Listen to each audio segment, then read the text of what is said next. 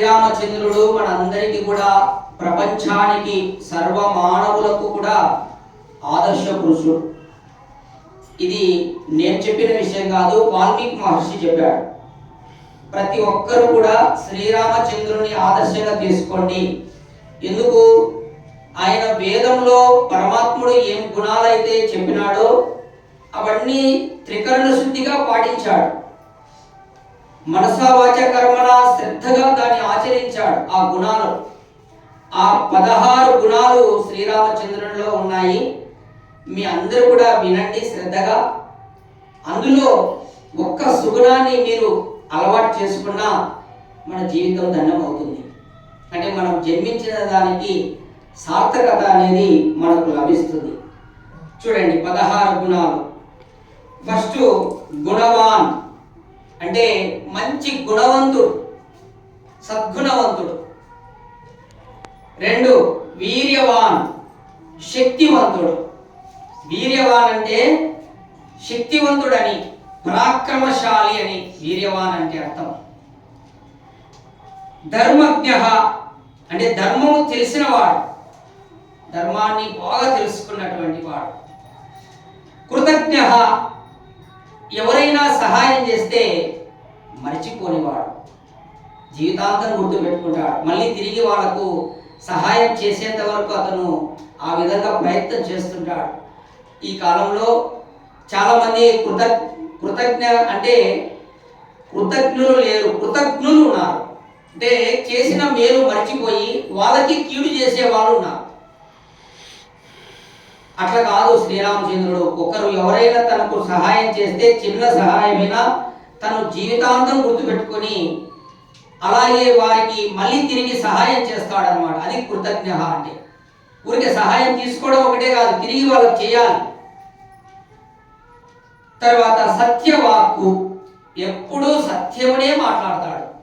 అసత్యం అనేది అతని నోట్లో నుంచి రాదు. దృఢవ్రత, తను బ్రహ్మచర్యాది అహింసాది వ్రతములను దృఢంగా పాలించినవాడు.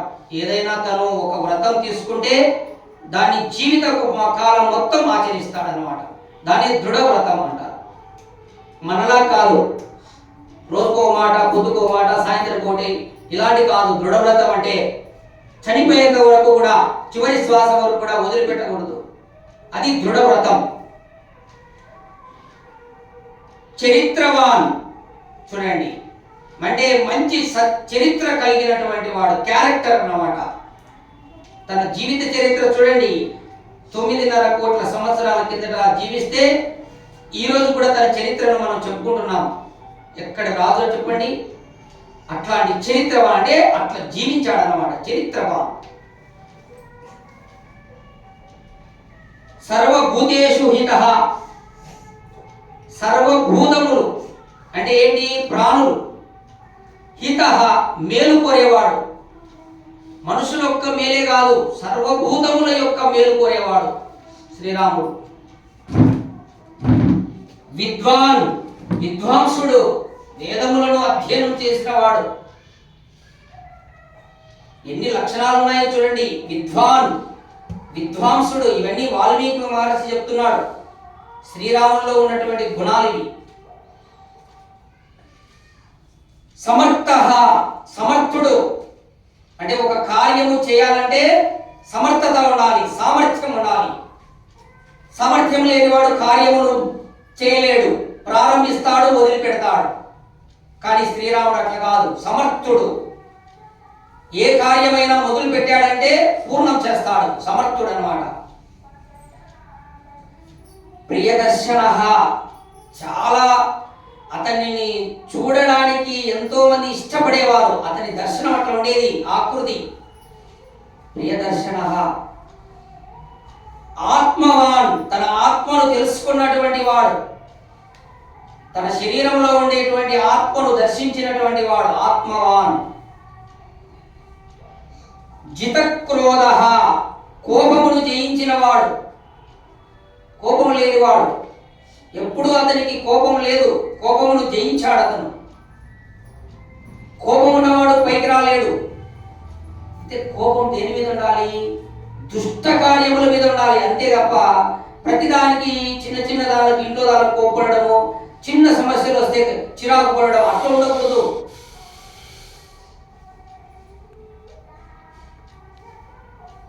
ద్యుతిమాన్ ఓజోవంతుడు అంటే మంచి కాంతి అన్నమాట. అతని శరీరంలో నుంచి కాంతి, సూర్యుడి కాంతి ఎట్లా ఉంటుందో అట్లా ఓజోవంతుడు అన్నమాట. కాంతి వెదజల్లుతుంటుంది అతని ముఖంలో నుంచి, అతని శరీరంలో నుంచి కాంతి అన్నమాట.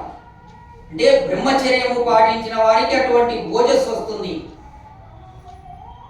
బ్రహ్మచర్యం లేని వాడికి ముఖము పాలిపోయి ఉంటుంది, ఓజస్సు ఉండదు ముఖంలో, అతని శరీరంలో కాంతి ఉండదు, కాంతి విహీనుడుగా ఉంటాడు, పాలిపోయి ఉంటాడు, రోగిలాగా కనబడుతుంటాడు బ్రహ్మచర్య నాశనం వల్ల.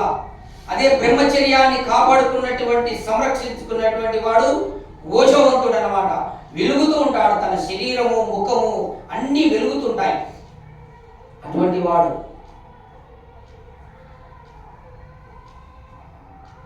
అనసూయక అసూయ లేనివాడు. ఎవరైనా ఎదుగుతుంటే ఓర్వలేరు కొంతమంది, అసూయ ఉంటుంది. అసూయ లేనివాడు, అందరూ ఎదగాలని కోరుకున్నవాడు, అందరూ ఉన్నతి చెందాలనుకున్నవాడు.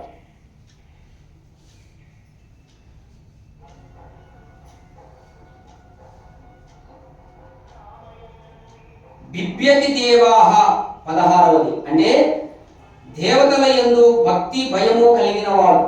దేవతలు అంటే ఎవరు అంటే మహాపురుషులు, విద్వాంసులు, ఋషులు. వారి యందు భక్తి భయం శ్రద్ధ కలిగిన వాడు.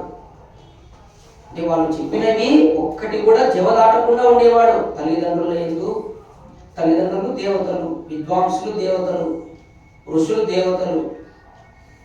ఇట్లాంటి వారు ఏదైతే చెప్పినారో దాని యందు కట్టుబడి ఉండేవాడు. అది భయభక్తి అంటే.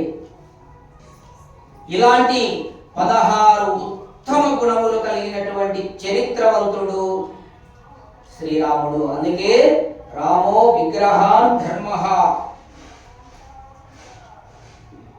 శ్రీరాముడు మానవులకు ప్రతిరూపం అన్నమాట. అంటే అట్లాంటి గుణాలు మనం సంపాదించుకోవాలి. ధర్మానికి ప్రతిరూపం అంటేనే మనకు రాముడు గుర్తొస్తాడు. అట్లా ధర్మమే ప్రధానమైనదని నమ్మినటువంటి వ్యక్తి శ్రీరామచంద్రుడు. ఎన్ని కష్టాలలో ఉన్నా కానీ ధర్మమును విడిచిపెట్టకూడదు. ఎందుకంటే ఆ ధర్మం కంటే మించినది సృష్టిలో ఏది లేదు అని నమ్మినవాడు శ్రీరామచంద్రుడు. కాబట్టి మనం కూడా ఇక్కడికి వచ్చినటువంటి మీరందరూ కూడా మనమందరం రాముని వారసులమే. మనమందరం ఆ దేశంలో పుట్టినామంటే ఆయన వారసులం మనమందరం. కాబట్టి ఆ శ్రీరామచంద్రుని మనం అందరం ఆదర్శంగా తీసుకొని ఆయన చెప్పినటువంటి అడుగుజాడల్లో నడుస్తూ భయభక్తులతో జీవిస్తూ తప్పులు చేయకుండా సుఖాలకు భోగాలకు ఆశ చూపకుండా ధర్మమును పాటిస్తూ జీవించడానికి ప్రయత్నం చేయాలి. ఆ విధంగా మీరందరూ కూడా శ్రీరాముని మార్గంలో అనుసరిస్తారని నేను ఆశిస్తూ ఇంతటితో ఈ మాటలు విరమిస్తున్నాను.